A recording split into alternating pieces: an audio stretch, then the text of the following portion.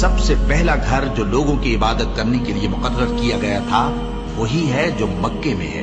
بابرکت اور جہان والوں کے لیے موجب ہدایت۔ اس میں کھلی ہوئی نشانیاں ہیں، جن میں سے ایک ابراہیم کے کھڑے ہونے کی جگہ ہے۔ جو شخص اس مبارک گھر میں داخل ہوا اس نے امن پا لیا، اور لوگوں پر اللہ کا حق یعنی فرض ہے کہ جو اس گھر تک جانے کا مقدور رکھے وہ اس کا حج کرے، اور جو اس حکم کی تعمیل نہ کرے گا تو اللہ بھی اہل عالم سے بے نیاز ہے۔ اور جب ہم نے خانہ کعبہ کو لوگوں کے لیے جمع ہونے اور امن پانے کی جگہ مقرر کیا اور حکم دیا کہ جس مقام پر ابراہیم کھڑے ہوتے تھے اس کو نماز کی جگہ بنا لو، اور ابراہیم اور اسماعیل کو حکم بھیجا کہ طواف کرنے والوں اور اعتکاف کرنے والوں اور رکوع کرنے والوں اور سجدہ کرنے والوں کے لیے میرے گھر کو پاک صاف رکھا کرو۔ بے شک کوہ صفا اور مروہ اللہ کی نشانیوں میں سے ہیں،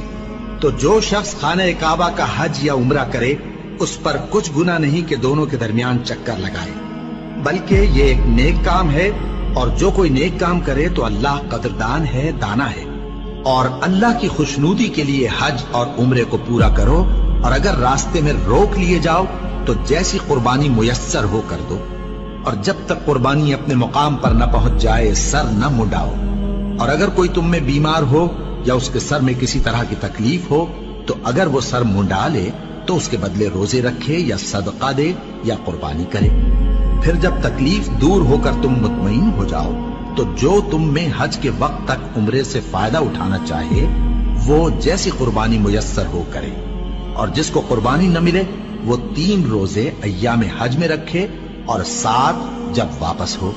یہ پورے 10 ہوئے۔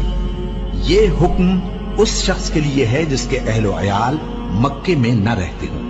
اور اللہ سے ڈرتے رہو اور جان رکھو کہ اللہ سخت عذاب دینے والا ہے۔ حج کے مہینے معین ہیں جو معلوم ہیں،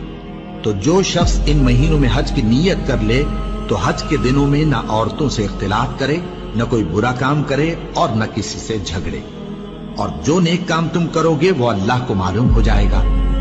اور زاد راہ یعنی رستے کا خرچ ساتھ لے جاؤ، کیونکہ بہترین زاد راہ پرہیزگاری ہے۔ اور اے اہل عقل مجھی سے ڈرتے رہو، اس کا تمہیں کچھ گناہ نہیں کہ حج کے دنوں میں بذریعہ تجارت اپنے پروردگار سے روزی طلب کرو۔ اور جب عرفات سے واپس ہونے لگو تو مشعر حرام یعنی مزدلفہ میں اللہ کا ذکر کرو، اور اس طرح ذکر کرو جس طرح اس نے تم کو سکھایا، اور اس سے پیشتر تم لوگ ان طریقوں سے محض ناواقف تھے۔ پھر جہاں سے اور لوگ واپس ہوں